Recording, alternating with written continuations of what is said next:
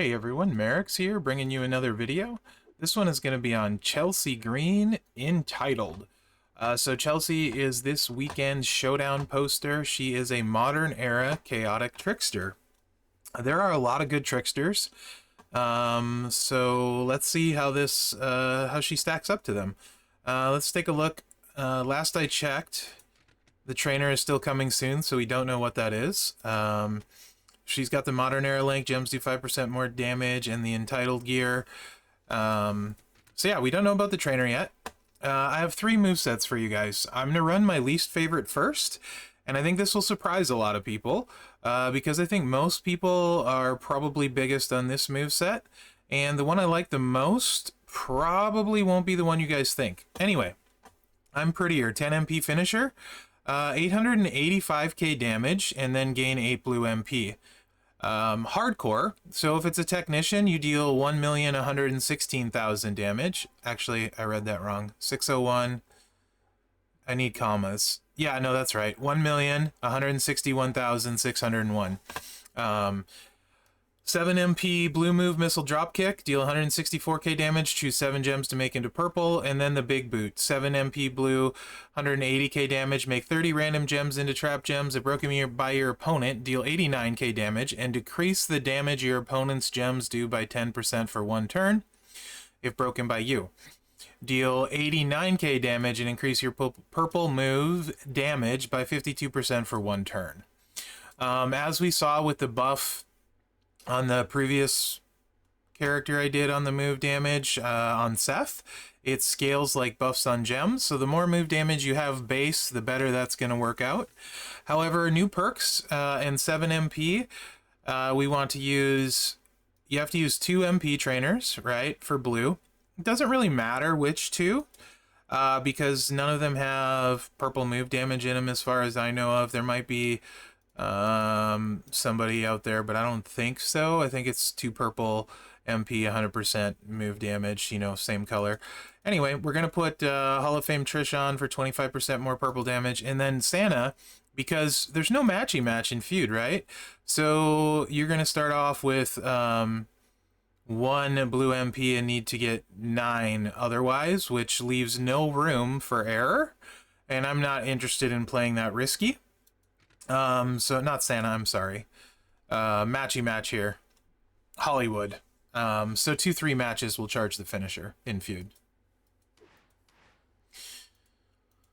So this, if you were taking into account tour perks and all that stuff, you make this look really good on turn 1, right? Like crazy good, and it is good. But the riskier you get, the better it is. Also of note, 5% gem damage trap. Move damage would be the way to go. I do have takedown too, but not a max takedown. So just starting off before the buffs, her finisher's at basically 3 million and then 4 million against techs. You're going to throw the random trap gems out, and you want to break at least 6. Again, we could go for 9. We could, but high risk chance of cascade, right? So let's take a 3 there, and we want to make sure we get 3. So we'll take those 3 there. And this gives us an error of 3, which we wouldn't need. So now you can see her finisher is 12 million, and then a technician is 16 million. So we're just going to hit the finisher, and it's over. Pretty simple, right? And it recycles. Don't even get a chance to break the gems. Quite good.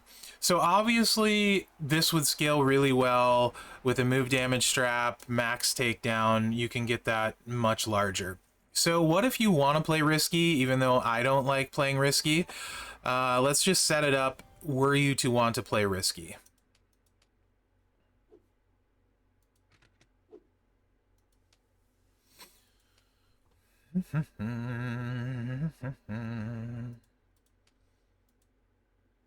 Let's see if I can do this without cascading too. Probably won't.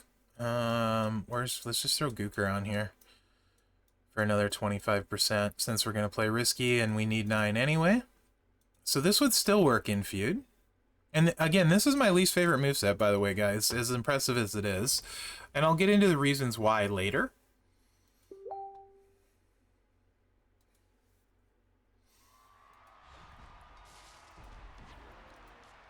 So if possible, we're going to try and break 9 traps. No room for error, and that's moving and shifting the gem board a lot, right? So this is probably going to not go well here. I just have that feeling. We're shifting the gem board so much. And you know what we're going to do, actually, like that. So we made it. Now you can see the finisher's 18 million. So if you want to risk it, you can do a ton of damage, right? Ton of damage if you want to risk it.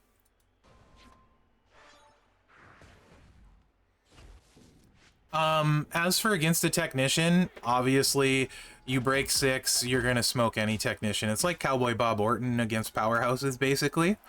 So I don't see the need to go against the tech. She's going to dominate techs quite hard with that setup. I do expect most people to like that one the most. I don't. Okay, next setup. This one is really good, obviously, since I like it more than the previous one. She's got a ridiculous bleed. So yeah, we're going to focus on that to start. Rope choke, 7 MP blue submission, choose 6 gems to make into yellow subs, 215k 3 turns, remaining turn into silence. Pump kick, 7 MP yellow, get ready for this, 175k damage and deal 871k bleed damage for 5 turns. That's a base of a lot, like 4 million. Rope choke. Color submission, choose 6 gems to make into blue sub gems, do 215k for 3 turns, remaining also turn into silence. So the subs go back and forth between them. You could do a super sub setup if you so wanted for this. I'm not going to because I think focusing on the bleed is better. So we're using Tatanka for 2 yellow MP and the submission percent or damage, because that gets the yellows charged with Kofi and Feud. We got Woods on for 50% more bleed. If you didn't have Woods and you did have someone like, say, Logan Paul, that would be the go-to, because you would get all 5 turns of the bleed, but that's not really a big deal. And then we're adding Drew for subs right here. You could use Kyrie instead, but I'd rather have the 1 more turn on the sub and get 1 more tick of the bleed, to be honest. So, and I will show you a different trainer you can use after this, more rare than Tatanka if you have him, who is pretty good. So you're just going to hit the bleed. It's 1.3 million for 5 turns. So the bleed is doing, what's that? 6.5 million. And the sub is doing 2 million and change. We're going to use that to charge the other sub. Boom, boom, boom. And here comes the pain train. You can just see it going. So we have 1 more turn on the bleed, which is going to tick right there. Now she's down to 3 million. So we're going to do the blue sub and recharge the yellow sub. And yeah, boom. And then we're going to have to click 1 more sub. So it's a bit clicky. The good thing about this is even though Escape Artist will hurt it, it won't destroy it because you're recycling it all the time, but you might not drain them. But you're gonna go through, you're gonna hit some subs, right? You will have to hit some subs for sure. So maybe not super duper fast, but very control, you're certainly not gonna lose. But a couple times through the cycle. So let's see if we can change it enough with using someone other than Tatanka. Let's use Tech Steiner. He adds bleed and 2 yellow MP. Again, as far as feud goes, you're gonna need extra MP, so you have to use a 2 MP trainer to get this going in feud, unless you have a line bonus, right? So no chance of using like Apollo in feud. Unless you have a 1 MP line bonus, then you could use Santa and Kofi and Apollo, and that would be crazy. I ran this before. Let's do previous. Apparently I didn't run this before. I just thought about doing it and then didn't do it because preview. All right. So now the bleed is doing 5 million and 800k. What's that? 2 million. Like, so 7 million damage on the bleed. And the sub's doing 1.2 million. So it's obviously more damage than before by a little bit, but not enough to matter. It's still going to take the same amount of turns.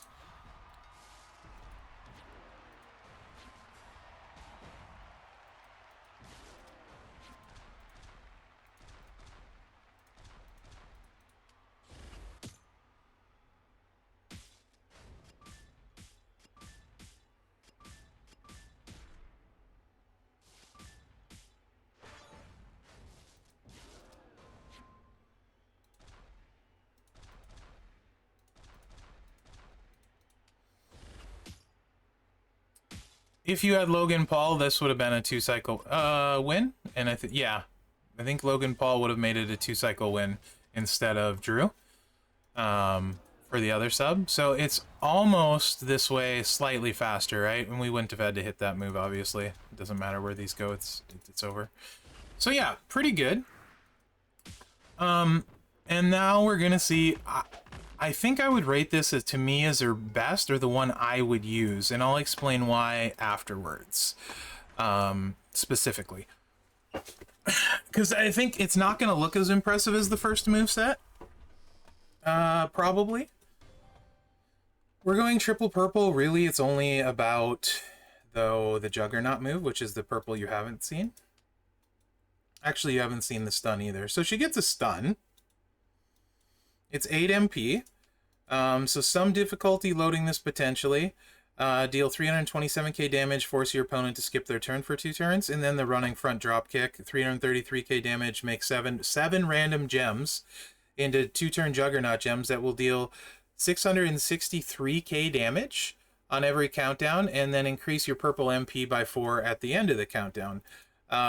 So what is that? That's like 663,000 times 7 is a lot. It's like 4.6 million.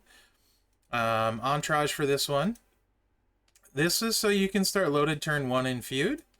We got Vince. We got for 2 purple MP. That's 2. 4 is 6. 1 for your turn is 7. Santa's 8. So this would start with a stun loaded. If you have Carmelo, you can put Carmelo here instead of Vince. You can drop Santa and put another purple move damage person in if you wanted. So there are a couple options there, right? Basically, there should be a build for everyone in here. Like, if you get Chelsea, you can run her. Also notice, like, none of this is gem damage based, guys. So why do I like this one? And the reason I like this one is just the simplicity of, we're going to stun, we're going to put the Juggernaut gems out, and then we're going to swipe. I see the row break thing there. I'm not going to use it. Not going to hit the finisher either this turn because it wouldn't be loaded. It would be loaded now in feud. So you can hit it now. And there's no reason not to. And Trish probably won't kick out. And the next, and even if she does, she's stunned. Oh good, she's going to kick out. So she's still stunned. And now look, you're refilled. And it's back to stunned, back to Juggernaut gems. You can hit the finisher or not. Doesn't really matter. I'm just going to swipe for fun. Juggernaut gems are going to tick. And then, you know, you can just end it. So, Lady Trickster is by far the most loaded class at ladies. It's insane how many good ones they are.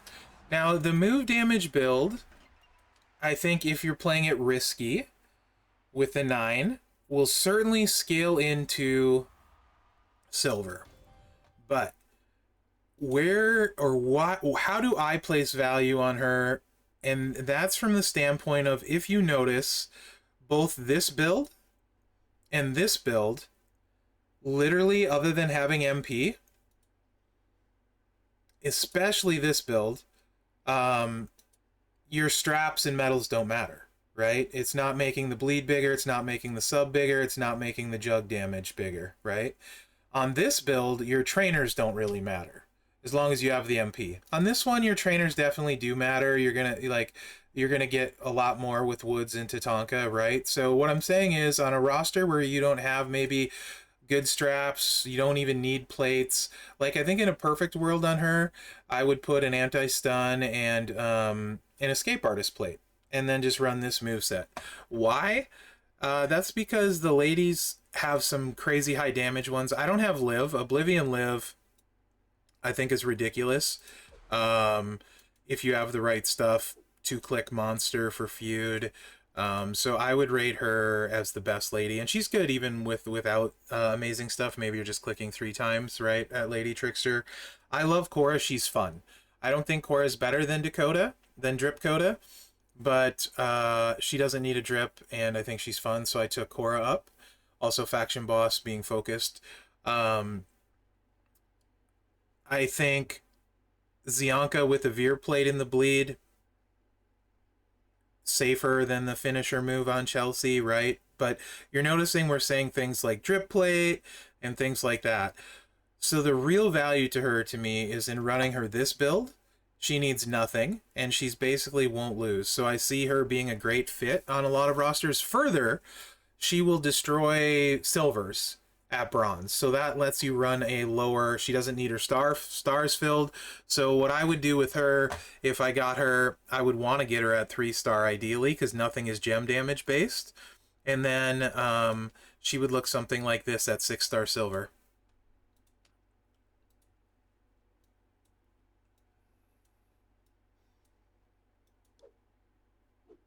If you got her 3 or 4-star, you could run her at 6-star silver at 28k talent, which is lower than a bronze for feud. So she automatically like puts you in an advantage because she can beat a silver and she's way less talent, right? So I see, that's where I see her advantage being. Now, as far as like boss battle, not that we have many lady boss battles, we've only had 2. Other than purple move damage, yeah, there's nothing really here. Maybe if they buff subs or bleeds a little bit, right? So to me, that's her value. I think she's a great addition. I personally would love to get her, and I would simply build her to 6-star bronze, and I would run her this way. Let me know what you guys think. I don't think she's top end as good as some of the other ones, but she doesn't need very much to win a lot. Anti-stun straps could slow you down on this one. Escape artist would hurt it, and then this one, as we know, there's some counter trap people out there that you could run into when you put your traps down in the ladies game. So all of them have slight weaknesses. This one can cascade. These two don't, which is why I really like them, and they're safe. So let me know what you guys think. Hopefully you enjoyed the preview. I think she's a great addition for a lot of rosters, a lot of different ways to go with it. Let me know which build you like the best, because I don't think there's necessarily a wrong answer, and I think most people are probably going to like this one the best. But yeah, remember to like, subscribe, and share, because that really helps me out. Other than that, guys, thanks for watching, and good luck out there. Holy cannoli, Batman. Another awesome Lady Trickster, to the surprise of no one.